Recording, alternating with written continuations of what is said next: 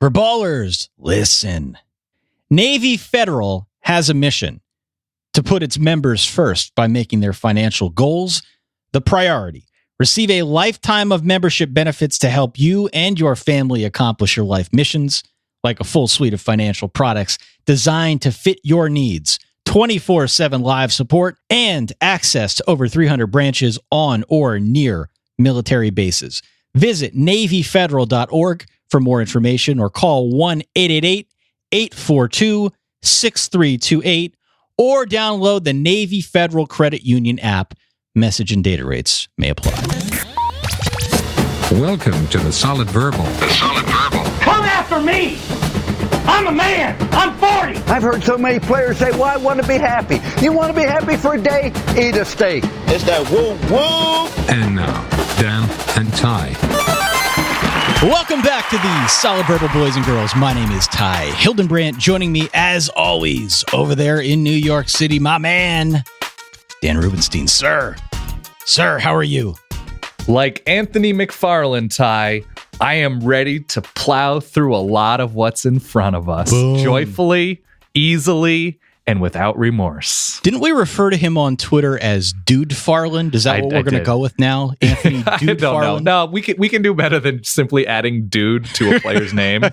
Unless it flows within the actual name, like Dude Law and a semester abroad, that kind of thing. I was a fan of watching a backup running back freshman who is 5'8" just completely tear through a defense full of 5 stars. Sure. Welcome back to the show, boys and girls. Hope you enjoyed your Save the Date Saturday. Dan and I did a little bit of an Instagram live thing. Yes. Just trying that out at halftime of the Notre Dame Syracuse game. Otherwise, I think we got what we expected from Saturday. It wasn't entirely uneventful. There are certainly talking points that we're going to dive into here momentarily, but not a lot in the way of huge, earth-shattering college football news that's going to be consequential to the state of the playoff moving forward. Just really wasn't that kind of weekend. Not that we ever expected it, Dan, but any broad takeaways from what you saw in Week 12? Well, I had a big question for you, and that was, I guess, what moments during Marshall UTSA do you feel like were a turning point for Doc Holliday? Isaiah Green's huge performance, was that like, walk me through your thought process during that game? I sat down and I thinking emoji. Really thought through how you're still working through your thoughts about the state of college football. Also, don't forget about the Big Army victory over your Colgate. I'm not ready to talk. Raiders. Yeah, 28-14 was the final. They were showing it was a very eventful game, so eventful that they were showing commercials for catheters on CBS Sports Network during that time. That's because they know the audience just can't get up while watching a game of that magnitude, that they are just doing their service for an audience that they know and understand. That's very quick spin from you. I appreciate that. We also had, what else? Some notable moments here and there. Harvard had a touchdown call back because their running back at Fenway, their running back was running into the end zone and gave a defender the finger. Because come on, Ty, it's when rivalry games happen, you got to throw the records out and you got to throw decorum out. Everybody knows this. That's right. The other thing that I would just say, generally speaking, before we launch into your reverbs, is there were a handful of games where you saw the score at halftime and you're thinking, okay, how seriously do I want to take this? Like, I wasn't all that concerned when I saw Bama tied 10-10 with the Citadel or Clemson only being up 8 on Duke at halftime. Indiana up by 2 over Michigan got my attention because there's a little bit of history there, and Indiana has played Michigan very tight in recent memory. And we know the Hoosiers get you going. A couple games like that where you're looking at the score, you're thinking, okay, what are we working with here? You were like a Week 12 mechanic. You were looking at you get under the car of Week 12. And you're like, all right, what are we dealing with here? We got a valve, we got a pump. Should I be paying attention to this piston? Nah, I think we're okay. On that note, let's get to your Week 12 reverbs. Maryland. Oh, Maryland. Maryland. This is Derek on the frigid Nebraska prairie. This is Sean from Seattle. Hi, Ty and Dan. This is Andrew from Lewis, California. Hey guys, this is Colin in Columbus, Ohio. It's Saturday morning, and I'm anxiously awaiting the start of the greatest interconference event in college sports, the SEC FCS Challenge. The Citadel is doing something that the rest of the SEC can't do, and that is hang with Alabama for 20 minutes. And breaking the hearts of every person in America, Alabama finally remembered how to play football. Roll Tide, I guess. And the letdown look-ahead sandwich is extra meaty in College Park today. My goodness. Is this Maryland's de facto national championship? Is this the Urban Meyer equivalent of Michael Jordan's flu game? Well, Maryland had the letdown look-ahead sandwich all made up and ready to go, and then they just kind of threw it away there. If the Nebraska-Michigan State football game wasn't Big Ten November at its finest, I don't know what is. Driving on my way home from West Lafayette and the Cone Zone. Holy smokes, what a game. Update, Jonathan Taylor, still a dude. Just finished watching New York's one true football team, the Notre Dame Fighting Irish, defend its home turf at Yankee Stadium by dismantling Syracuse. What? Syracuse hanging there for what? Hanging in there for the 3 points at the extra kick at the end of the game? Yeah, I was hanging in there for that too. Extra, read all about it. Brian Kelly's boys defeat another second-string quarterback. Calling to congratulate my ACC Coastal Championship Panthers. Hail to Pitt, baby. See you in Charlotte. Hail to Pitt, ACC Coastal Champs. Let's go. And my beloved Utah Utes are the Pac-12 South champions. See you at Levi Stadium. Go Utes. Utah finally won the South. Thank you, Oregon. Bye, this here Clay Helton guy. Remember when y'all both picked Iowa State to win straight up? All I gotta say is, okay, cool, hook 'em. If I ever have another son, I'm going to have to name him Lil Jordan Humphrey. Closing in on 13 hours of watching ball here. Hey, Oklahoma State is what we love about college football, right? I just got done watching College Game Day at my University of Central Florida Knights in Orlando, Florida. How many hours am I supposed to wait before I go see a doctor? 4? I can't remember. And after a valiant effort, no one can say that there are 129 better FBS teams than the class of the FCS, the Gators. The best game of the year, Kennesaw State, Jacksonville State, and SunTrust Park in Atlanta. 5 overtime. Hi, my name's Charlie. I'm an Arkansas fan, so I have nothing to live for, but my wife is an Alabama fan, and now that I'm out of her earshot, I just want to say that it is objectively hilarious that they were tied at halftime with Citadel. Roll Tide. Alrighty, there you go. Week 12 in the books. Don't forget, the Reverb line will be open again next weekend, 408 Verbal 1. That is 408-837-2251. Our boy Taylor does a marvelous job cutting all of those up, putting them together into one 3.5 to 4 minute supercut that we love to call the Reverbs. Yes, outstanding job as always by Taylor, who, buddy, it was probably not your favorite end of game scenario, Taylor. Sorry about that, Maryland superfan Taylor, and just a terrific producer, though. Absolutely. So we'll get into that Ohio State-Maryland game here in a few minutes, but I do want to start with Oklahoma State 45. Yes. West Virginia 41, as expected. Lot of points, lot of yards. West Virginia actually led by 17 at half and by 10 in the fourth quarter. But Oklahoma State, despite 4 turnovers, they rally, they pull off the upset in an electric Boone Pickens Stadium that had 21,236 empty seats, Dan. Wow. Once again, West Virginia first half just making its way through West Virginia's second half. That's right. Just dominating. I think the credit in this game has to go to Oklahoma State, especially Taylor Cornelius for bouncing back from some early struggles, has a couple picks, but gets it done both through the air, on the ground, a nice emergence from Dylan Stoner, who got it done. Even though Tylan Wallace was great in the red zone, it was Dylan Stoner through the air who made a big difference. No Justice Hill. I don't believe J.D. King was available in this game either, so even through the injuries, they were very good on the ground. And Oklahoma State's defense, despite giving up, I think it was 31 in the first half, tightened up impressively in the second half. They shut out West Virginia and really do limit them in the second half, especially on the ground. So fourth straight for the Pokes. That is correct. And you mentioned Corn Dog, Taylor Cornelius. He did have 2 early interceptions, but as you mentioned, bounced back quite admirably. He was big when he had to be in the fourth quarter, especially on the ground. I want to put an exclamation mark on that point. He finished with 13 carries for 106 yards and that late touchdown in the fourth quarter, which pulled Oklahoma State within 3 points. West Virginia had no answer for him on the ground. First off, he's a load. He's 6'6". He's a big dude. Yeah. Running down the field. So he's tough to bring down, but it was just like the parting of the Red Sea with him running up the gut.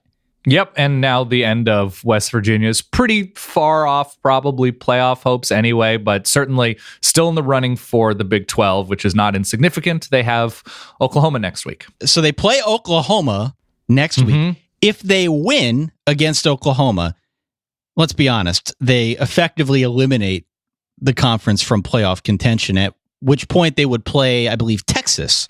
If Texas beats Kansas, which... I mean, listen, Kansas made some noise. Listen. My voice is going up. Kansas, they scored a bunch of points in the fourth quarter against Oklahoma. But yes, it appears that Texas, even with, we'll see what happens with Sam Ellinger's shoulder injury that he suffered yesterday, and it sounded like he could come back. We'll get to that. But if Kansas loses to Texas, that puts Texas in the Big 12 championship game against, I think, the winner of West Virginia, Oklahoma. That sounds right. Okay. Notre Dame 36, Syracuse 3. Notre Dame looked good, Dan. I disagree. I think they looked really good. Okay, they kicked a field goal. Syracuse kicked a field goal with 10 seconds left, which spoiled the shutout, but Cuse could not get anything going on offense. Didn't help that Eric Dungy got injured early on in the game. Tommy DeVito had to come on in relief. To be honest, I'm not sure it made a whole lot of difference because Notre Dame played like they had something to prove. And that's actually the takeaway for me. I have seen Notre Dame sleepwalk in spots like this before over the years. Yesterday, they had to win. They had to look impressive in victory to eliminate any doubt. They came out, they were confident, they were dominant. My only real complaint was they were a little shaky in the red zone. They probably could have won by 50 if they weren't settling for field goals. And Ian Book had a dumb interception down in the red zone where he's falling back and he just threw it up. He was trying to make a play. Outside of those two, I guess, broad points, I have nothing to complain about here. Notre Dame looked really good in a neutral site or in Yankee Stadium. Yeah, it appears Ian Book did not have any struggles rib-wise. There was no, he looked physically like Ian Book. Right. And I was half watching this game, half watching a couple other games. West Virginia, Oklahoma State started around halftime of this one, I think. But crazy impressive. It is strange, and not to belabor any points about Syracuse, it is strange that you look at a win over Syracuse and say, this is impressive, what they did, who they did it against. But at the same time, I'm a Syracuse appreciator and skeptic that if you have to look at Syracuse as one of the two best wins of the season for Notre Dame, it just means it's a very strange schedule for Notre Dame's opponents this year. So Notre Dame did what an excellent team should do against a Syracuse team that was probably a little overinflated. Agreed. They, I mean, what's the safety's name? Who was all over the place? Gilman. Whew, that's an impressive player. Up the middle, Notre Dame is, short of maybe Clemson, as stout as anybody. Notre Dame's secondary has been very good this year, especially the back side of that secondary. It's been a long time since you could feel as comfortable as I do about the Notre Dame defense at the safety position.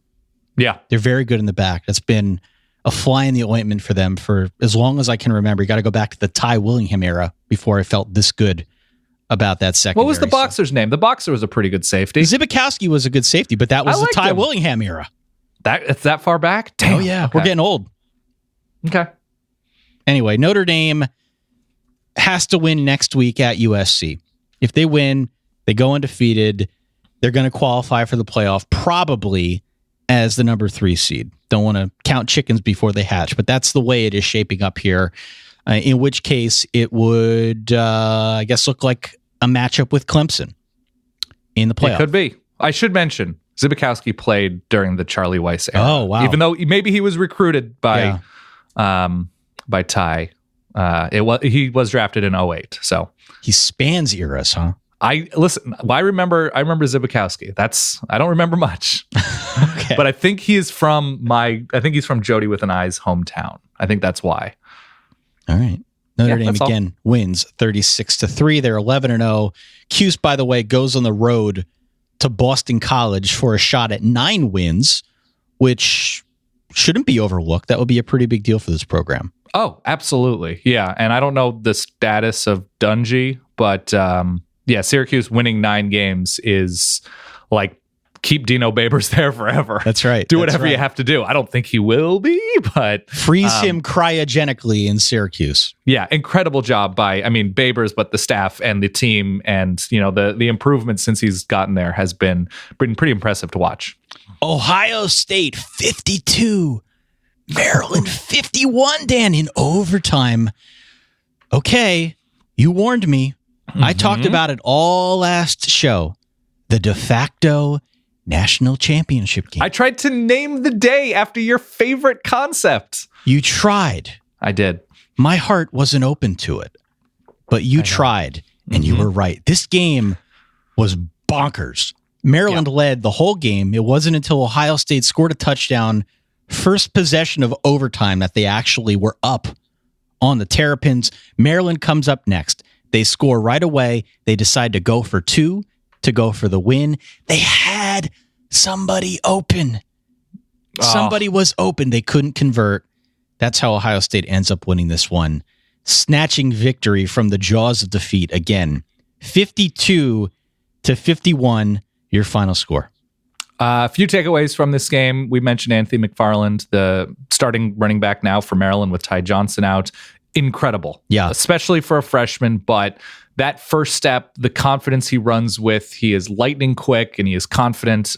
Just a total pleasure to watch. He has 200 plus yards rushing in the first half against an Ohio State defense that really has struggled with giving up big plays, open field tackling all season long. I know Ohio State fans have been pretty disappointed with linebacker play, not to mention offensive line play on the other side, but a really good game for J.K. Dobbins, overshadowed by the fact that maybe Dwayne Haskins through the air he's pretty incredible and made some plays with his feet as well in short yardage situations. It was a bummer to watch from a Maryland perspective. In big moments, Tyrell Pigram did not necessarily come through late in that game. No, I thought Maryland did put him in a pretty good position to win the game, but he is their backup quarterback with Kasim Hill out. The other big takeaway for me, really rough watching Urban Meyer on the sideline. Yeah, man. Taking knees, burying his head in his hands, just looking. And listen, the health concerns are well documented at this point. He had a cyst removed from his brain and has had subsequent procedures to deal with it.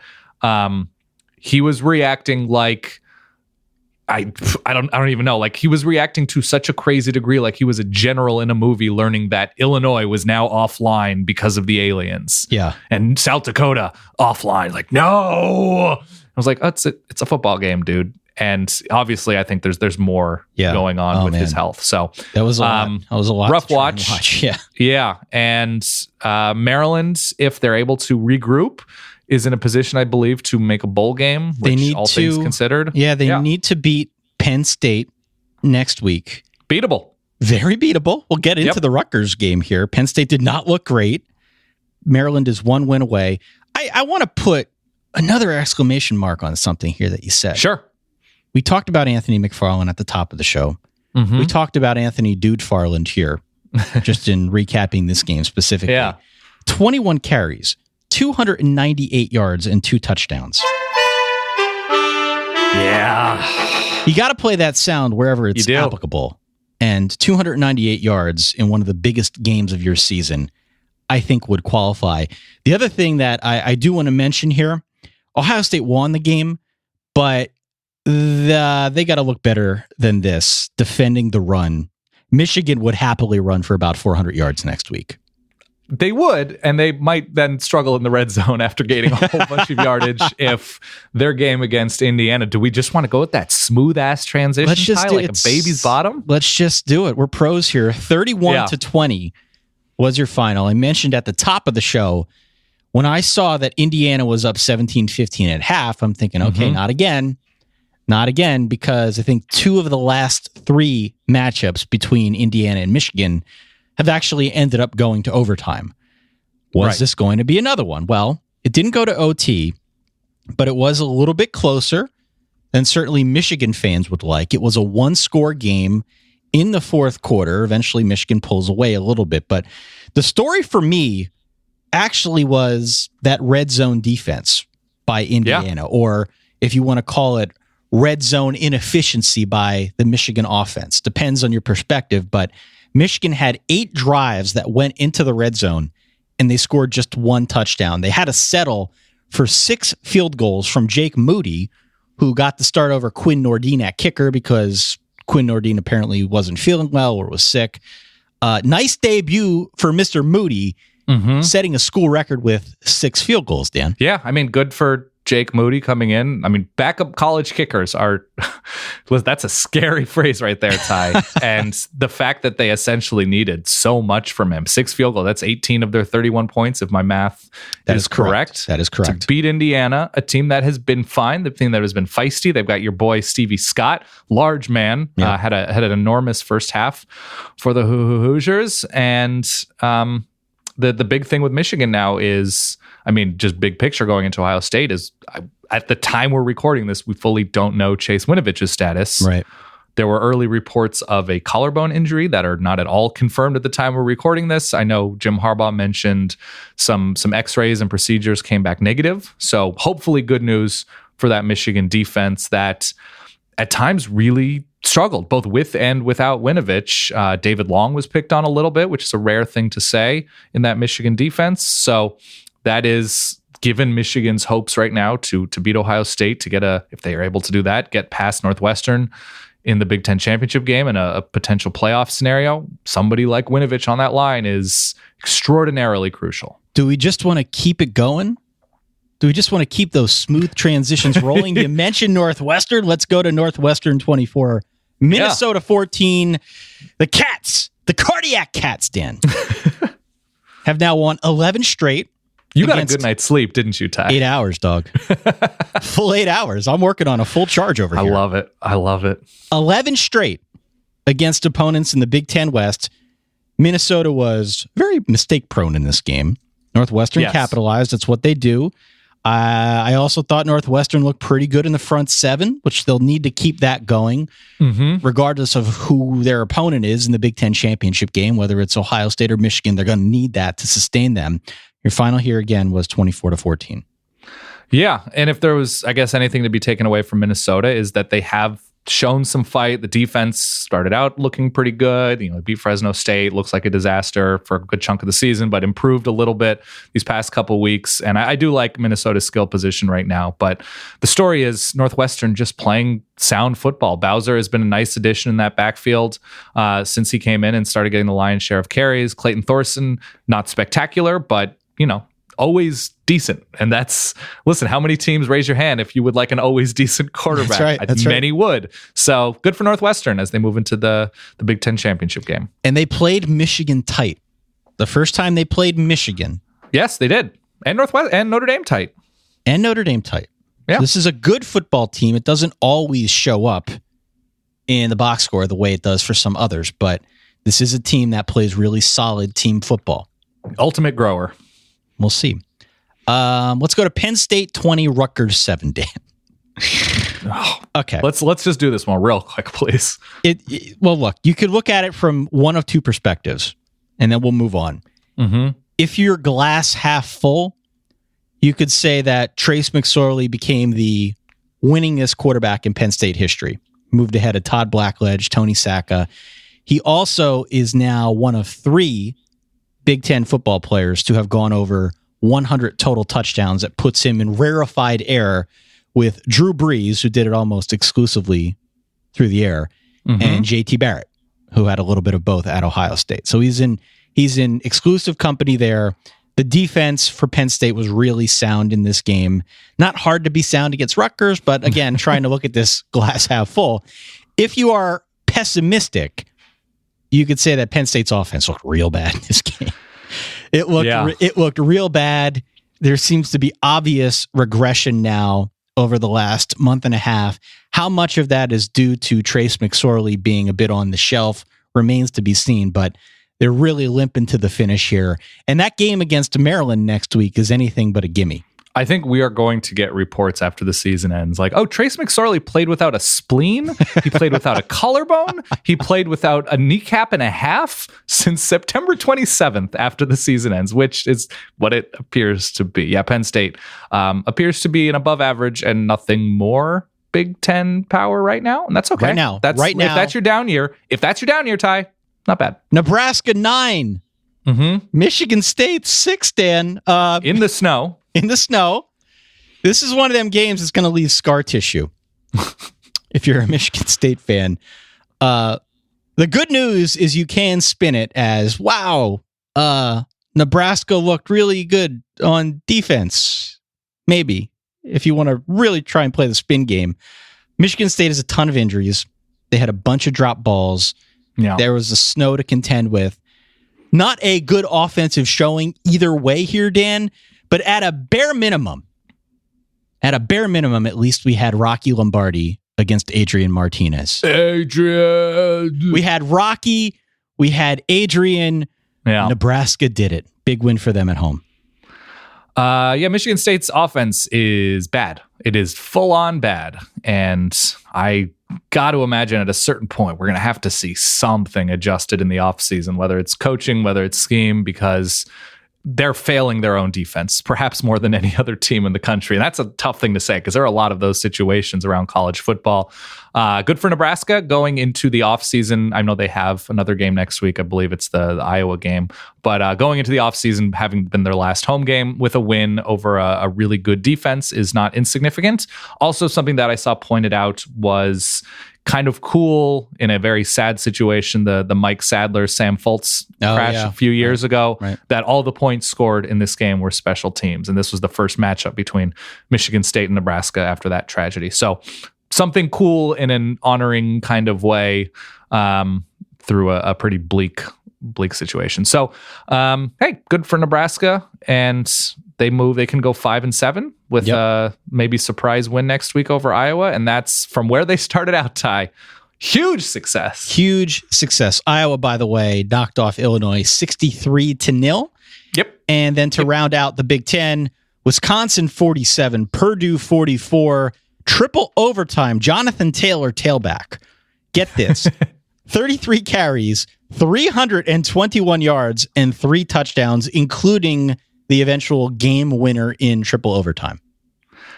He was ridiculous. I watched a good chunk of this game this morning.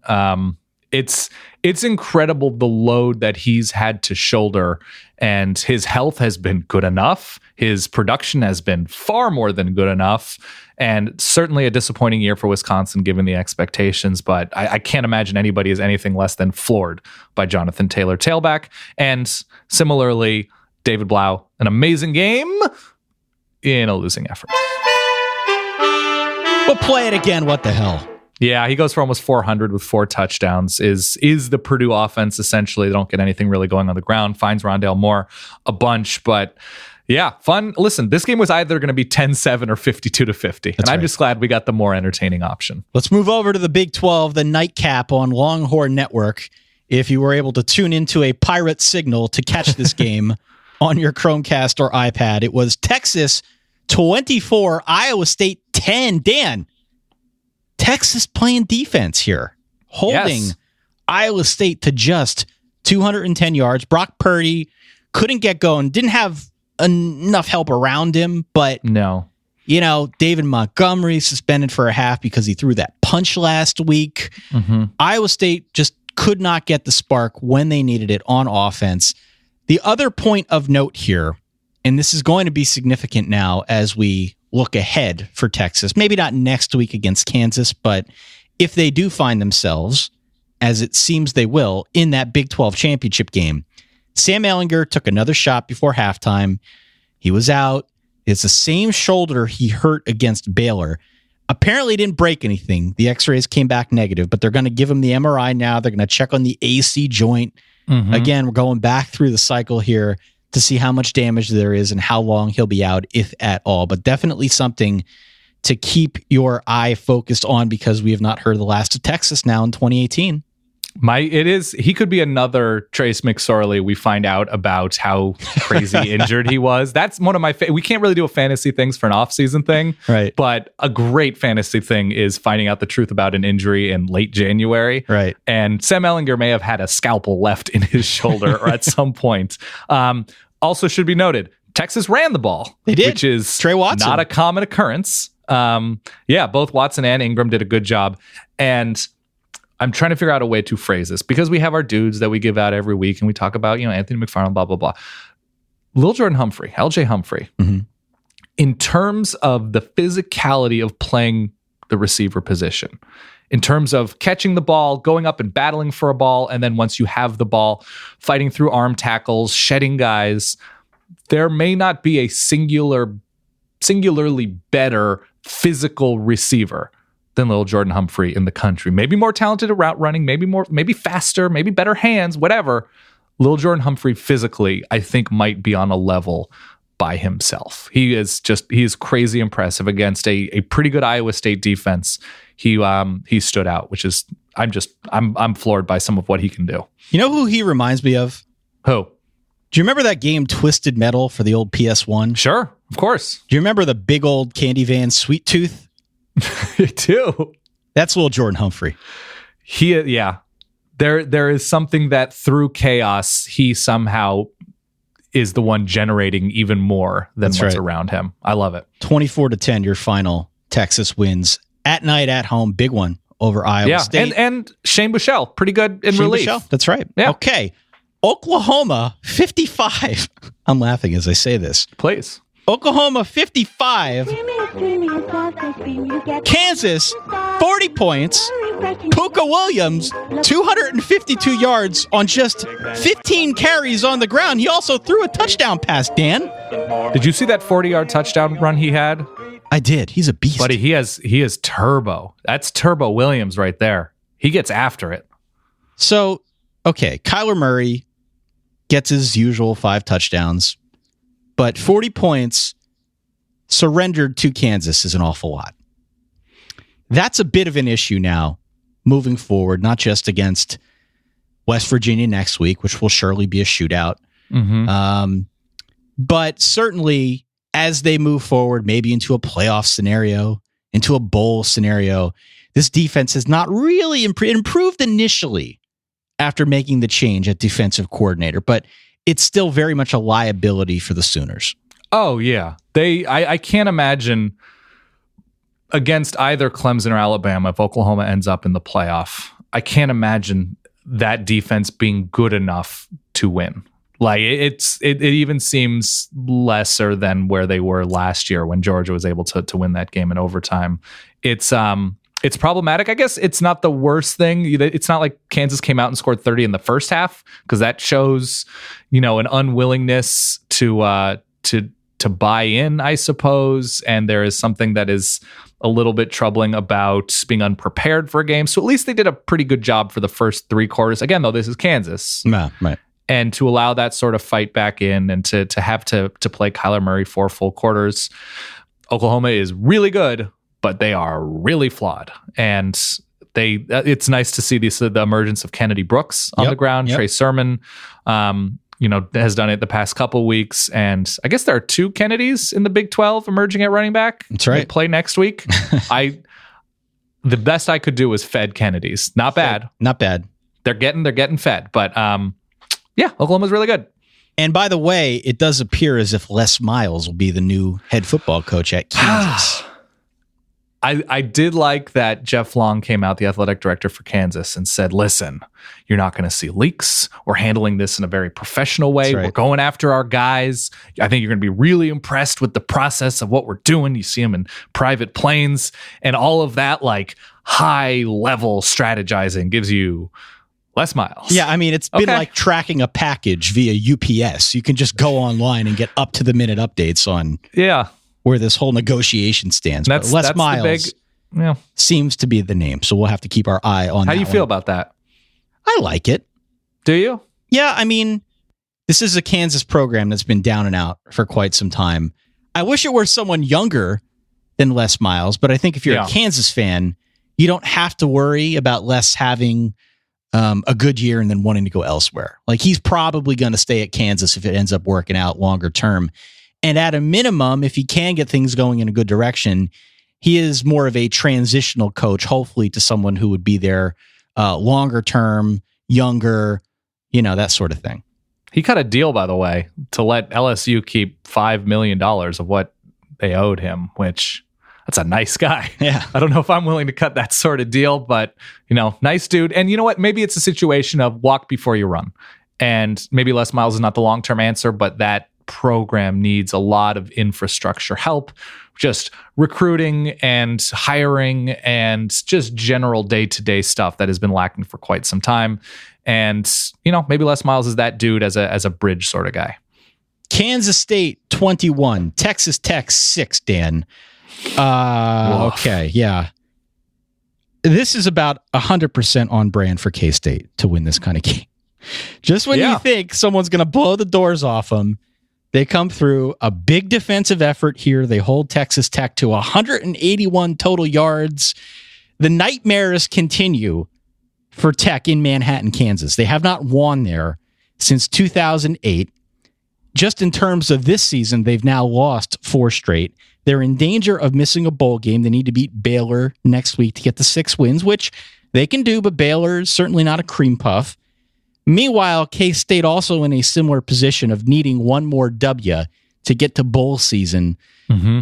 K-State needs a victory over Iowa State. Yeah. Not an easy one. Tough. They need a victory. That's in Ames, right? In Ames, they need a victory over Iowa State to get the 6 wins. Yeah, a quietly pretty nice season for Alex Barnes, who's over 1,000 yards. And maybe Texas Tech, just a letdown situation after kind of storming back against Texas, but not pulling that out. And Kansas State, yes, with some of their depths. And this is, true of a couple of teams we've talked about, whether it's Minnesota or Nebraska, from the depths of September, October to at least making a bowl game, even if it is, if they decide to go in a new direction from Bill Snyder at long last, to just revitalize, re-energize, whatever. Good for the Cats. And finally, in the Big 12, TCU 16, Baylor 9. Talk about a game that's going to leave scar tissue. Whew. Michael Collins hurt. Grayson Molstein? Yeah, I think that's pretty close. A fifth-year senior came in for Collins after he went down. The big story for TCU has been just that. They've had 36 players miss significant time this season due to injury. Mm-hmm. As you know, there were already questions about TCU headed into this season, given some of the turnover. To have that many injuries is really just a non-starter. Tough to build when you're constantly rebuilding from week to week. Yeah, they get Oklahoma State next week for their own bid at bowl eligibility. Maybe it's a letdown spot for the Pokes after the West Virginia win. Who knows? The good news for TCU is Jalen Reagor exists. That's right. Scoring, that was just a ridiculous, I think it was on a screen, some sort of tunnel screen type play, broke a bunch of tackles and just turned on the Jets. So there is silver lining, and that silver lining rhymes with Megan Mager. So, hey, good for TCU needing basically him to exist and win this game. Over in the ACC, Clemson 35, Duke 6, 14-6 at half. As I mentioned earlier, Clemson looked extremely out of sync in the first half. So at that point, we're all thinking, does Clemson have a Duke problem? Right? It was just there for us. Then Clemson comes out. They rip off 21 unanswered. They win comfortably. Clemson plays South Carolina next week. If you had a chance to listen to the interview I conducted with Larry Williams from Tiger Illustrated on the Only Homers pod back on Friday. Good. Yeah. He predicted that this game will, quote, get ugly, and said that the Gamecock fans he knows are not very optimistic about this matchup next week, this Palmetto Bowl, as they call it. So Clemson now building to their ACC championship matchup with the Pitt Panthers, which we'll talk about next year. But any bigger takeaways from this Duke game, Dan? Not particularly. Me thinks the pot has been crocked. That was all that I mean, it was a really nice performance from Clemson, who, yes, did struggle in the first half, keeping drives going. Travis Etienne is excellent. Trevor Lawrence has been protected pretty well, which has allowed him to grow. And the only other thing, Ty, the spread in this game, I think, closed at 28.5. And what is 35 minus 6? That would be 29. Rough. Okay. A little bit of a front door cover out there, huh? Yeah. Play the sound. Oh, you just scared so many dogs, Ty. That's what I do. Pitt 34, Wake 13. Listen. Dan, when you're Pat Narduzzi, when you're in command of this Pitt offense, you have a luxury few others have. You can either demoralize your opponent by gashing them on the ground with Quadri Allison, or you can pick them apart with Kenny Pinpoint Pickett. In this one, Dan, Kenny Pickett threw for 316 and 3 touchdowns. Pitt shakes off the rocky start. They outscore Wake 31-3 in the second half. In so doing, Wake joins an exclusive club. Actually, they're the founding member of the Kenny Pickett threw for 300 yards against us club. This is true. I would also point out that Pitt, who had been abysmal defensively for a really strong chunk of the season, has been aided by actually decent enough defensive play. Outside of the shootout against, I want to say it was Duke 2 or 3 weeks ago, Pitt has held teams to, I think I saw 15 or 16 points in 4 of their last 5, including Notre Dame. So that's not something to sort of sneer at. Good for Pitt for making improvements across the board. And maybe I'm wrong about this, just because I love the odds of this ever happening. I believe it's Quadri Allison. And you are confusing it with former Pitt receiver Quadri Henderson. Okay. Which, what are the odds? But yes, Allison and Hall, even in a week where they don't really do a ton, they have become gravitational players that defenses have to pay attention to in that Pitt backfield. Good for them. Florida State 22, Boston College 21. Nice to see Anthony Brown back out there for Boston College after he got destroyed a week ago by Clemson and had to leave. But look, nice to see Florida State get off the schneid here. They can still qualify for a bowl if they beat Florida. I don't know if that's likely, but a big time Tallahassee, I believe. Yeah, in Tallahassee. Yeah. Either way, a big time throw from DeAndre Francois. Final 2 minutes of the game, a 74-yard touchdown, which gives the Noles the lead and the win. They needed something like this. Even if they don't qualify for the bowl, they needed something positive like this that they can use, that they can build on moving forward, because it has been a rough go for them this season. Yeah, Cam Akers with the nice game. He had the big run. I thought Florida State's defense really was the story, especially up front against A.J. Dillon. Brian Burns had a nice game. And even though Francois did make a couple of mistakes, good to see him spreading the ball out, getting newer guys involved. I think it was Terry. I want to say, was it Tayshaun Terry? Tamorian Terry. Yes, who came to play. So, yeah, Florida State, early on in the season with how they had looked, especially along that offensive line, there were like 3-9, 4-8 type conversations. Yep. So, I guess relative to perception in September, this has been at least a year that has had its moments.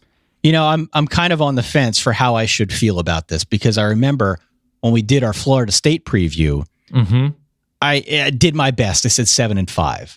Yeah, you were aching for Akers. 7-5, yeah. And got a couple tweets like, that might be a little bit aggressive. And I hedged because I'm a weenie. And lo and behold, here we are. It's been a rough go. I think it's been worse than people expected. The line hasn't come together. But to say the least. To say the least. Yeah. Florida State getting a win here. I'm not rooting against the Noles, just saying it ended up being a little bit worse than we expected here. Hopefully they can build on this and keep going onward and upward.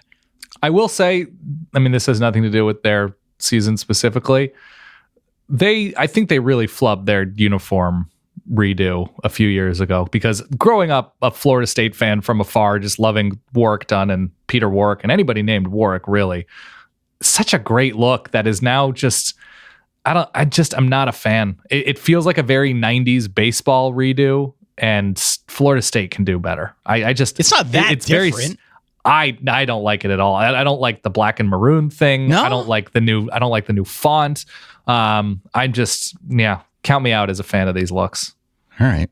A little 99% invisible going on today. Yeah. NC State 52, Louisville 10. Here's the takeaway from this game. The takeaway is that Dan Dockich, a radio guy in Indianapolis, works for ESPN, former basketball coach. He says that Jeff Brom is going to be announced as the next coach at Louisville on Monday, November 26th. Okay. That would be soon. So that's the Monday after Thanksgiving. All right. I mean, not my first go-to college football source. Nope. So I will wait and see to see what happens. And just because he's reporting it doesn't mean it's not true as well. I mean, it's on the internet, so I hope somebody out there funded a kid's college education, bought a yacht, traveled around the world, and maybe earned one of those like crazy platinum American Airlines free first class travel for life car, whatever, betting against Louisville this year.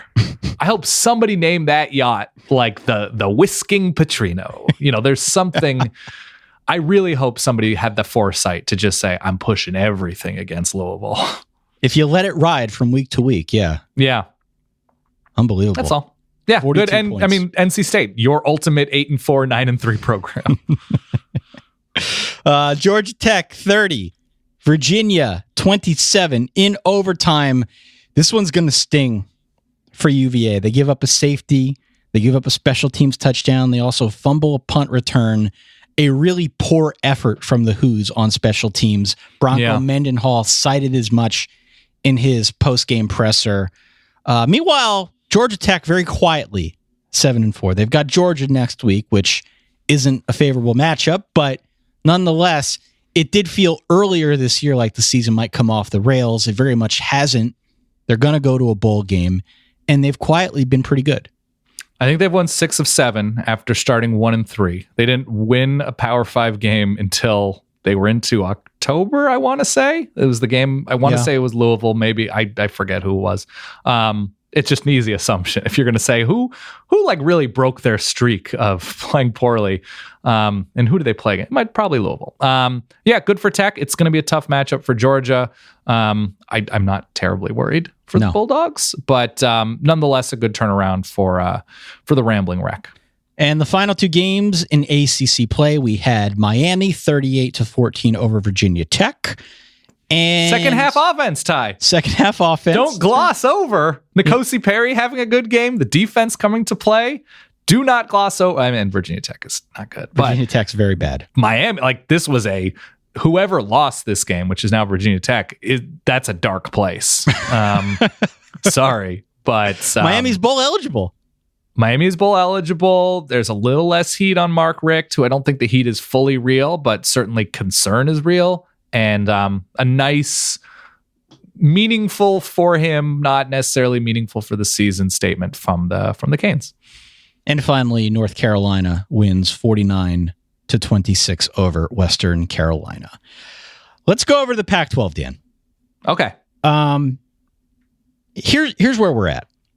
The Apple Cup is going to decide the Pac-12 North. Love it. And the winner of that game will square off against the Utah Utes. Mm-hmm. Utah knocked off Colorado 30-7. We had snow for this game. It took Utah until the second half to really get moving. Here's where we're at with the Utes, all right? Mm-hmm.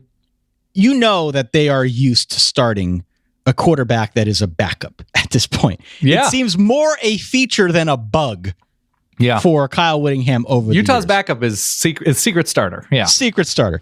Jason Shelley is the backup.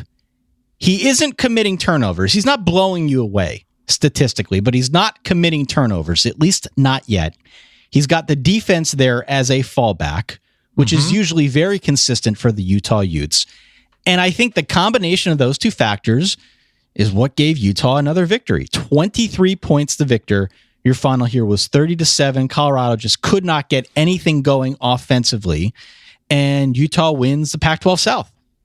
Utah wins the Pac-12 South for the very first time since joining the conference, and I know you had reserved compliments for Jason Shelley, but whenever I see a quarterback make deepish plays in the snow, right, I admire that because we do not see that all that often. There's a reason why we make in a monsoon jokes, because it's not dissimilar from in a blizzard. And I don't know what qualifies as a blizzard, but Utah does a really nice job going at Colorado in this sort of pseudo rivalry game. And I mean, you mentioned the Apple Cup and Utah playing the winner therein. How many people will go to Santa Clara to watch Utah Washington State? I understand these fan bases will travel for a game that they have not been in, but if you were to pick a 2-team duo to get the Pac-12 not super excited about the energy and the attention the Pac-12 championship will get, right, you can't do that much worse realistically. I mean, we're talking dozens of people, aren't we? Yeah, and listen, Utah's a great story to keep the winning going without Zach Moss and Tyler Huntley, and Wazoo just, other than the USC game, which they probably should have won, just demolishing the competition, short of Cal, very strange qualifier. Incredible story to have a transfer quarterback come in there. We'll talk about that momentarily, but yeah. You look across the board, it's like Alabama, Georgia. I could play Dvorak, but I won't. Oklahoma, Texas rematch. Right. Clemson Pitt is hard to say in that voice, but the Washington State Utah rematch, which was a pretty good game, and Utah had shots to win it. Not the same thing with Utah, Oregon, and Washington and Stanford. It's definitely having step back years. By the way, a blizzard. If my meteorology classes, please are define. Still with me, I want to say 3 hours of sustained snowfall mixed with 35 mile an hour sustained winds. Okay, so not quite on that level. That's correct. Have you ever been to Denver or Boulder? No. So I don't know if this is true elsewhere, and it may be. I just know because you're a weather nerd, you'd be interested in this. The only place I've been in the country, it's basically mountain Florida, where there will be a legitimate snowstorm one day, and the next day it's 58 and sunny. Like, there is something crazy about whatever's happening in the sky above that general region. It sways very quickly, and I love everything. It's just very confusing for me when I'm there. Okay, let's move on. Yeah, that's it. Let's talk about Wazoo. You mentioned Wazoo. 69-28 was the final score over Arizona. Gardner Minshew threw for 473 yards and 7 touchdowns. He leads the nation now with 4,325 passing yards.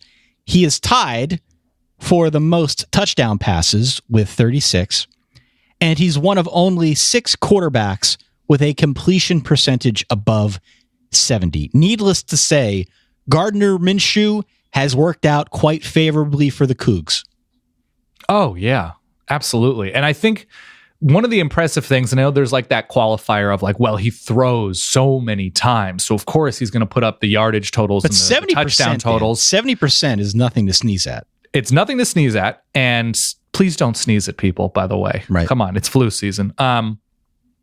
He's thrown, I believe, 6 or 7 picks, and given the pass attempts that he has put onto his resume, and first year in this system, crazy impressive. It has been, I don't know if he is New York Heisman worthy. I am just guessing at what actually defines that, but I don't think you can have a conversation about the grouping of the best quarterbacks in the country without Gardner Minshew. Absolutely not. They also scored 55 points in the first half here. They full on, I mean, I don't know if you have the somebody got murdered. I don't know what sound. Murdered. Yeah, that feels fitting in this game. Arizona got thrashed. They just fully got thrashed. Moving on, the other half of the Apple Cup, Washington 42, Oregon State 23. Washington scored 28 points in the first quarter and then basically threw it in cruise control. I'm not going to pretend like I watched any of this game. It's very difficult to watch Oregon State's defense. I think they're going to improve. They're getting transfers in. I think Jake Browning is now the winningest, or he's thrown the most touchdowns. He's been there since 2003. He and Trace McSorley are on that, like, they had that collision course last year that seems like they've been around forever. And, nice to see Myles Gaskin have a nice game. But again, it's this Oregon State defense. That's all. Good for Washington setting up. I love this matchup, by the way. The Apple Cup. Yeah, it's great. Washington's secondary is such a specific strength against this Washington State passing attack. I think it's Friday night, I want to say. Friday night game, yeah. And is Oklahoma, West Virginia also Friday? I believe so. It's going to be like the stretch of games that we have coming up this Thanksgiving weekend, and we'll get into it. I think we're going to do our show earlier this week. We're going to drop Tuesday it on show. Tuesday night, yeah. We'll talk meats. We'll talk Thanksgiving foods at the end. We promise. We'll rank whatever you need. But love this stretch of games this week. All right. Let's go to UCLA 34. Oh, USC 27. Let's start with the positive here. Joshua Kelly. Okay. Joshua Kelly, a monster mega game, 289 yards on 40 carries in the upset over USC. Mm-hmm. Anything more to add on what Chip Kelly is doing now, back half of the season for UCLA? I saw and heard, because I watched most of the second half, it was something like 55, 60 scholarship players for UCLA. That's a low number to beat a team with as much talent as USC has, who I know use that sort of same line, and correctly, when they were having their own scholarship issues. But yeah, Josh Kelly, 289 against USC, 161 at Oregon in Autzen. Arizona, he goes for 136. Cal, that really good Cal defense, he goes for over 150. He's definitely, I'm almost positive, more games over 100 yards than not as a transfer from UC Davis. So for a team that definitely had its struggles the first half of the season with the new system, and I think they finished 3-3 going into Stanford, I want to say. A huge bright spot, and that's in an even bigger bright spot of beating USC. Yeah. What? You talked to Ryan Abraham. Well, Yes, I was did. doing the Clemson show. I You did. talked to Ryan Abraham, USCfootball.com, about the state of affairs at Southern Cal. What's going on with Clay Helton at this point? I know we got the vote of confidence a couple weeks ago, but gosh, things have changed a little bit now with this loss. They're 5-6. They need to win next week over Notre Dame to make a bowl, which is very possible. It's a rivalry game. However, I don't know if it's likely given where USC is at. Is USC going to make a change? It's looking to me, and this is not something that I've heard from anybody, this is just a guess, it's looking that it's like it's trending in that direction. And I don't know how closely you or anybody not particularly focused on USC listened to the show with Ryan Abraham, but his big point was USC does not want to make a change. They might be forced to, given the level of competitiveness and the pressures that might be put on USC by some big money boosters as they renovate the Coliseum. He mentioned a couple of those boosters are spending a lot of money on suites and thus wield some power in the future of the program. Right. They don't want to make a move. And there was a story that Lynn Swann hugged Clay Helton, said, "See you Monday," at least indicating that he won't be fired during this show. But Be Ty, careful what you say. It is November. If you want to take this opportunity to react to a Clay Helton firing, just in case, I won't hold it against you. The bigger picture issues with USC, and this is from watching them, this is from talking to Ryan Abraham, it's a pretty down offensive line year. And, they fired the offensive line coach a couple weeks ago. They shifted the play calling. The play calling has been pretty stubborn with a true freshman at quarterback who has been counted on to just sort of make big plays downfield and not necessarily count on some playmakers shorter in the offense, shorter down the field, whatever. Defense has been largely pretty good. And sometimes that's not enough when the offense has struggled. Scoring 3 points at Stanford. They've had 4 or 5 games where they haven't scored more than 1 touchdown in the second half. Teams are just out scheming, out coaching, and it appears Clay Helton just has a ceiling of leading USC to being pretty good. And I can't imagine that's acceptable to most people who are emotionally or financially invested in the success of USC. So my sense is, if it's ugly against Notre Dame, if this USC team looks listless, because it could also be a situation where they just feel like they're backed up against a corner and they're just going to take the biggest swings they can against Notre Dame because they got nothing really to lose. Sure.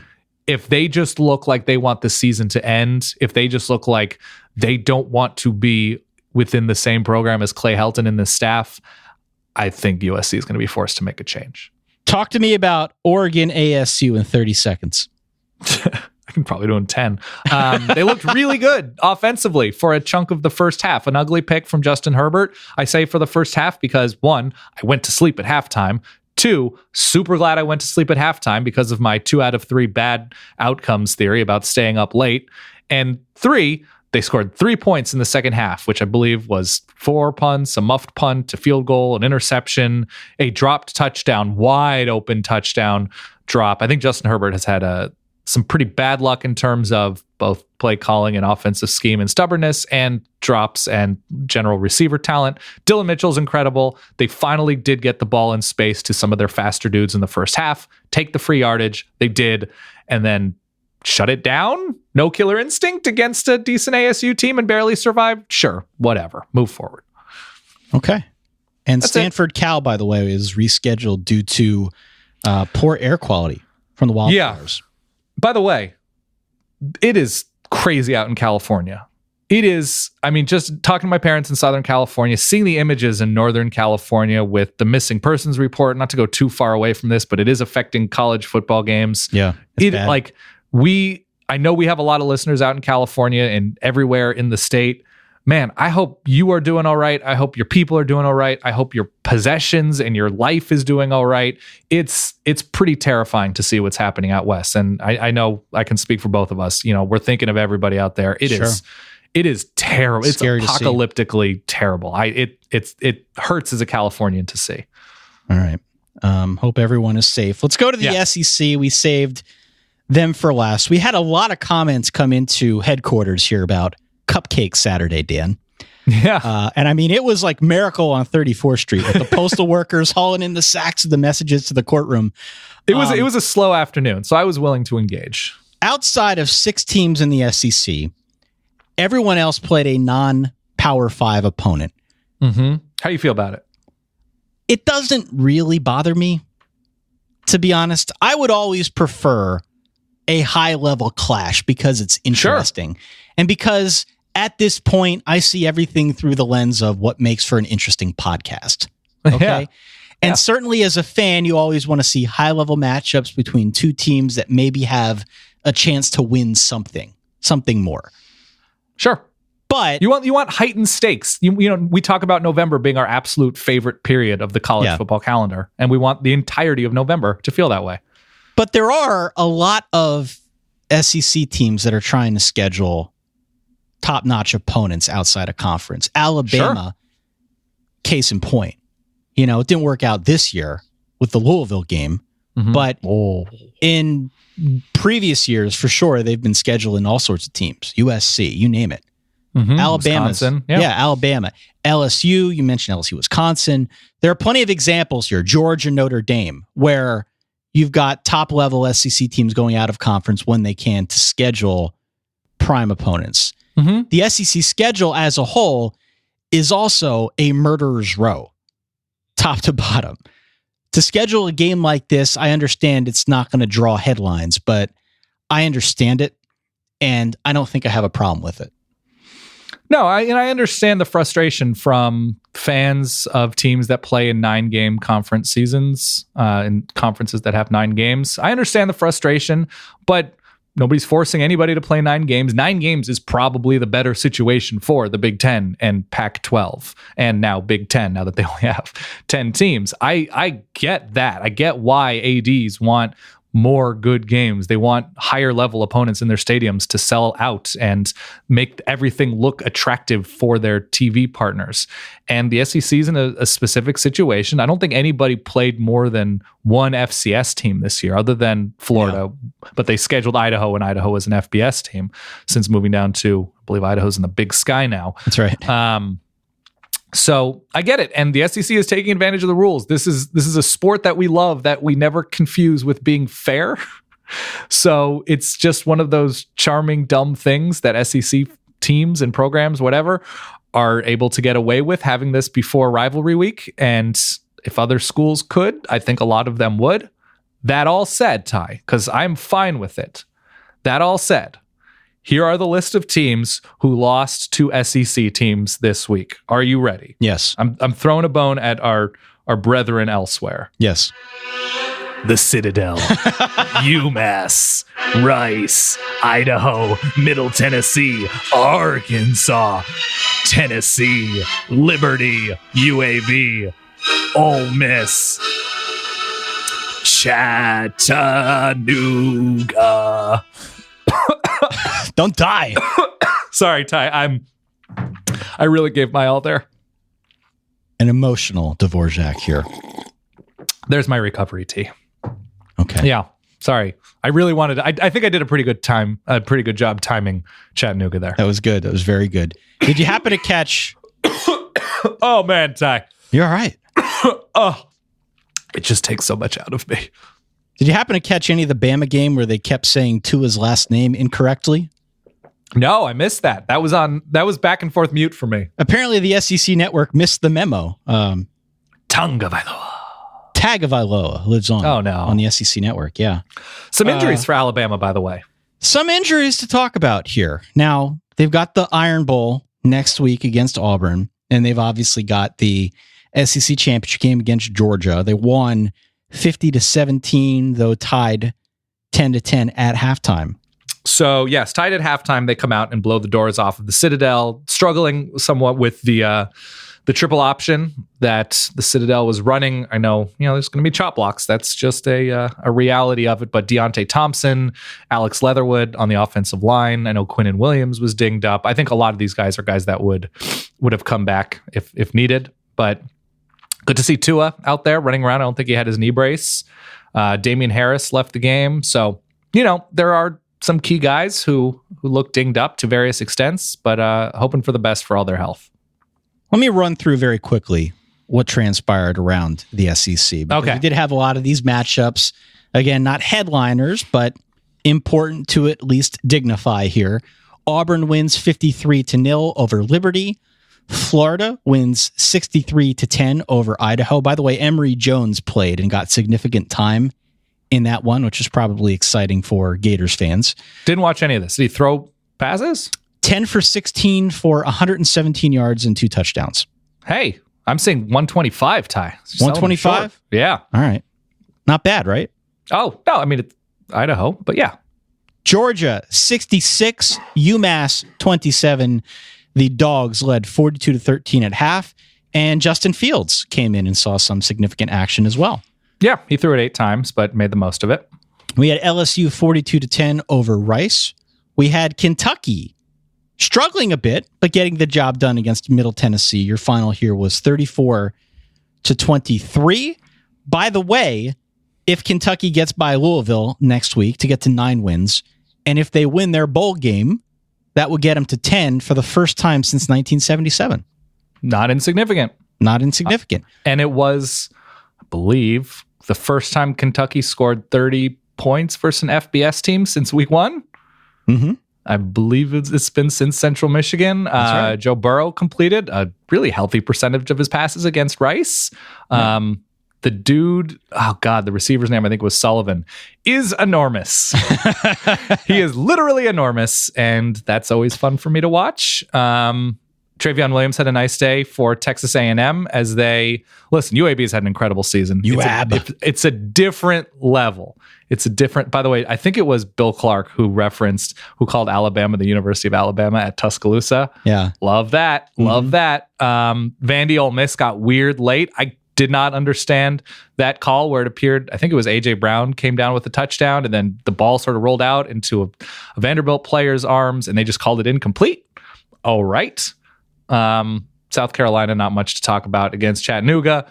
Auburn, Liberty, quietly, strange season for Liberty. But yeah, they get shut out by Auburn, so there's that. I really liked Mizzou last week. I think you were either leaning towards Tennessee or took Tennessee. I ended up taking Mizzou, but that's because my initial leaning was Tennessee. Right. Yes. And I really did think that they were going to be overvalued after that Kentucky game, which they were, but I'm still optimistic about Tennessee long term. But yeah, Mizzou really just they laid the wood there, and it was a nice day for Roundtree on the ground. Congratulations, by the way, to Nick Fitzgerald, who is now the third player in SEC history with 50 passing touchdowns and 40 rushing touchdowns. Can you name the other two?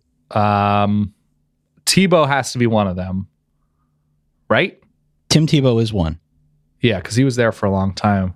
I mean, part of me wants to say Manziel, but he wasn't there for that long. So Dak Prescott. It is Dak. Okay, makes sense. Finally, let's go to this one. UCF 38, Cincinnati 13. UCF looked really good in this game. I'm not going to sit here and read off stats for you, but they look good. They did. They torched a good defense. They won going away. They've got the nation's longest winning streak of 23 games. In all of those games, UCF has scored at least 30 points. I am not going to sit here and beat the drum for UCF to get into the playoff. Mm-hmm. However, if everything goes haywire in the next 2 weeks, it's not the craziest possibility. You know, like we talked about how the circumstances benefit Notre Dame this year and their playoff chances. You could kind of make that same case for UCF if we end up having, 7 teams with 2 losses. Mm-hmm. The hard truth about this season, Dan, is that there just aren't that many compelling storylines outside this Alabama slow march towards Clemson, right? So if you match up the nation's longest winning streak against presumably the best team in the history of college football, Alabama, that would, at a bare minimum, at least draw some eyeballs and be an interesting storyline to write about. It's an interesting case to at least mentally explore. UCF is really good, and I was specifically impressed defensively because I want to say that the early Cincinnati touchdown was just a 0-yard drop on a fumble touchdown. So that was an important step for me because UCF's defense was a liability last year and has been at times this year, but we're sold on UCF's offense. Specifically, the Knights they were very, very good against a good Cincinnati defense. So they run away from a college football playoff ranked team in Cincinnati, 9-1. That's impressive to me. That's more impressive than Ohio State's win against Maryland. Ohio State currently ahead of UCF. West Virginia lost. They will be falling. Washington State did nothing to tell me that they deserve to fall, let alone they should probably rise. LSU is disqualified in my mind, because they are a team that's been shut out. Oklahoma, I would probably still keep ahead of them. Their loss isn't bad and is looking better, and they're arresting. They are intriguing because of Kyler Murray. They have to be in that conversation because he is probably one of the 5 most dangerous players in college football at any position. But if you were to tell me, okay, it's Oklahoma at 6, Wazoo at 7, UCF at 8, and UCF lays waste to whoever in the American Championship game. I guess Houston's without De'Aaron King now, so that changes that calculus a little bit of an easier win, if that's what we see. I'm fine. I think Kirk Herbstreit at a certain point during the game was like, there are 5 teams that stand apart for sure right now. And if you want to put UCF in that 6, 7, 8 conversation, there's not a compelling case. I know people are going to be like, straight the schedule, join a conference. Right. They've tried. They've tried to join a Power 5 conference. It's not the easiest thing in the world. I'm fine with UCF taking that next step up and being in a position should Michigan lose to Northwestern, should Georgia lose to Georgia Tech, should Notre Dame lose to USC, should Oklahoma lose to Texas. They need a lot to break. UCF should be in the conversation. Finally, let me just conclude with this. We had Boise State winning 45-14 over New Mexico.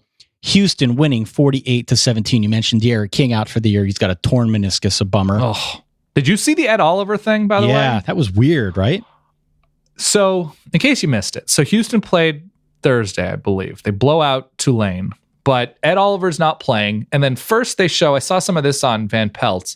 He is not playing because of, I think, a knee injury, something like that. And he's on the field beforehand, going out for passes and jumping out of the air and catching one-handed pass, whatever. And then puts on a jacket, it's a cold night in Houston. He puts on a jacket on the sideline wearing like a warm-up suit. And Major Applewhite, head coach of Houston, goes after him because those jackets are reserved for players who are playing and to keep them warm. Going after Ed Oliver? You're going after the guy that you're sending out Heisman horse riders? Like, you're sending out with the highest profile recruit in the history of your program? Right. I understand maybe there's more to what's going on. Very strange. Very strange. Very strange. By the way, Solid Verbal jacket shirts available if you go to solidverbal.com/store. Still available for a couple days. Oh, you were very confusing me with jacket shirts. Like, oh, was there something new? But yes, the style is there's a jacket on a shirt. Memphis with a strange win that it just got weird at the end against SMU. That was Friday, I believe. Temple comes back. They're down. I think they're getting shut down at halftime against USF. They come back in a very strange, weird game. Navy gets a win, which we haven't said all that often this year. I believe they beat Tulsa. There was, we want to dedicate a good chunk to Colgate Army, right? No? Are we? Okay, so Colgate actually sort of makes it a game, but they don't cover the 10, 11-point spread. They lose by a couple touchdowns. And IU loses their first MAC game to a not that good Miami of Ohio in a pretty ugly game. North Texas, a nice comeback win against FAU. They were able to get it going on the ground, which it's been a very different season for the Mean Green. You mentioned Boise, a really nice win there. Elsewhere, I mentioned the UAB thing. Marshall, we led with it, so we might as well talk about it again. Isaiah Green, nice. He's back. He throws for nearly 400 yards and a couple touchdowns. So cool to see Doc Halladay and his team succeeding in Susa? I don't know. I should just call it conference. Dan, can I interrupt you for a second? Please, as I breathlessly go through these. Can we do some dudes? I would love to do some. Who do we got this week? Let me load my dude list. You lead. We can just say Anthony McFarland open shut, but there are more. Josh Kelly, who we mentioned, UCLA. Jalen Reagor, Lil Jordan Humphrey, Corndog. Our guy, Taylor Cornelius for Oklahoma State. Barrett Pickering, the kicker at Nebraska, responsible for all their points. Aloi Gilman at Notre Dame was all over the place. Jake Moody from Michigan. They needed that guy. DeAndre Torrey, I just mentioned North Texas. He was the guy on the ground for them. That Pitt defense I mentioned, David Blau, in a losing effort. Jonathan Taylor, tailback. He should be retired, but you go over 300. We gotta earmark you a little bit. Sean Modster at Boise State, who we just mentioned. Puka Williams, Mr. Turbo. And I guess California firefighters. Those a bunch of dudes and I don't know. It's women, dudes and women dudes. I don't know. Utah State. Did you see the end of that game? Oh yeah. Called back. Oh man. The fail Mary. We laugh, but what a dumb way. Mike Bobo's been through a whole bunch. This, the season started in a pretty awful way for Colorado State on the field. And I want to say, Preston Williams was the receiver. He steps out of bounds, catches the Hail Mary, doesn't count because of if you're not forced out of bounds, you just can't do it. You just can't go out of bounds. So Utah State is able to survive as they move forward in the Mountain West. ODU drops 77 points. App State, slow start, but they get it going against Georgia State. Arkansas State quietly has turned things around after a bad start to the season. Nevada, San Jose State actually has been playing with some fight out there in the Mountain West, and Nevada gets by them. Nice year for Jay Norvell and the Wolfpack. Troy, ugly win, but they get the win as they have not lost in the Sun Belt with as much as they've been through change and personnel-wise. The Trojans, and man, somebody hire Neil Brown. Come on, do it. All right. Carl Pelini, 2 in a row, Ty. All right, settle down. Come on. Let's talk about week 13 real quick. Okay, let's talk about week 13. While you catch your breath, let me go through. BYU beat New Mexico State and Fresno. A nice emphatic win. San Diego State's offense is so bad. I told you to take the points, San Diego State. Yeah. All right. Okay. So here's the deal. Let's talk next week. Here is what we're looking at. We have to come up with a name for this. Maybe not this show, but on Thanksgiving, you've got the Egg Bowl, Mississippi State at Ole Miss. Mm-hmm. Then on Friday, you've got Nebraska, Iowa, Oregon State, Oklahoma, West Virginia, and Washington State, the Apple Cup. Then on Saturday, listen to this: Michigan, Ohio State, Auburn, Alabama, South Carolina, Clemson, Notre Dame, USC. You've got a bunch of rivalries here. We've got Kentucky, Louisville, NC State, North Carolina, Florida, Florida State, Arizona State, Arizona, BYU, Utah, Purdue, Indiana, Pitt, Miami, Minnesota, Wisconsin, Georgia, Georgia Tech, Tennessee, Vandy, LSU, Texas A&M, UCF, South Florida, Virginia, Virginia Tech, and probably a bunch of other games that I ran out of breath to say. But needless to say, Week 13 is going to be a biggie. It is rivalry week. We'll have our own name for it on Tuesday, Dan, but exciting week ahead, not just in Week 13, but as we get into conference championships in Week 14. May I add one thing? Please. Because it was like outside of Colgate Army, which legitimately was interesting. Lehigh vaporized. They killed 34-3? 34-3. Yeah. And the other thing is, Holy Cross does the impossible, Ty, riding the wave of Gordy Fickbaum. That's his name, right? Right. They go to the Hornets' Nest. That is multi-sport field. No. And a 20-point comeback in the fourth quarter and beat Georgetown by 1. So rivalry week comes a week early in the Patriot League. But Colgate going to the playoffs of the FCS on the FCS level, which I want to say starts next weekend. We will be covering that game. Yeah. We'll be covering that game. Okay. Listen, fun show. Week 12 in the books. Save the date Saturday in the books. Thank you for calling us at 408-VERBAL-1. Don't forget to find us and reach out via Twitter, Facebook, Instagram. Go to the subreddit at reddit.com/r/solidverbal, created by Verballers for Verballers. We've got a loaded week coming up here in Week 13. As we mentioned earlier, we're going to put that show out on Tuesday because a lot of folks are going to be traveling on Wednesday. We want to make sure there's games on Thursday. And there's games on Thursday. We want to make sure we have some hashtag content available for you in your travels on your way to Thanksgiving dinner or wherever, Dan. Do you want to, by the way, and this is half serious, do you want to actually react to any coaches who might get fired after we record this? There are legitimate candidates. I mean, we talked about Clay Helton. I don't know what's going to happen with Larry Fedora. They're sitting at 1-6 in the ACC at this point. I don't know how safe he may be. We already know about David Beatty. I don't think anybody else. I mean, Bill Snyder, I guess, is a possibility, but I don't know if it'll happen. I think it'll happen more on that his would terms. be a regal retirement as opposed to a firing, right? And that won't probably be announced before the season ends. I think Rutgers that situation's done for Chris Ash, is what it sounds like. I don't know about Lovie Smith, but I just like that we're mentioning these names so we can claim just to give ourselves them. Yeah, a hedge here, because the last 2 Sundays there have been firings that have happened literally 15 minutes after we hit the stop button. Yeah, Mike McIntyre, we haven't really mentioned that story. A TV outlet in Boulder, I believe, it was either Denver or Boulder, mentioned that he would not be the coach moving forward, and then there were conflicting reports that no decision had been made, but it's certainly not looking great as they've lost now 6 straight. SEC-wise, I can't imagine anybody is in full danger. So, especially with Derek Mason and Vanderbilt getting a nice win in overtime against Ole Miss. So I think in terms of Power 5 jobs, we're pretty safe. All right. Well, listen, long show here. That's okay. Long show today, but that's all right. Get ready for Week 13. Thank you for being with us here on Week 12. Dan, I'm going to let the fine people go. Let them go. I need to make brunch. I'm going to make some breakfast burritos. Ty Hildebrand. For that guy over there, Dan Rubenstein, New York City. Thanks again for bearing with us here on Week 12. We'll catch you all in a few days. In the meantime, enjoy the rest of your weekend, the early part of your next week. And in the meantime, stay solid. Peace.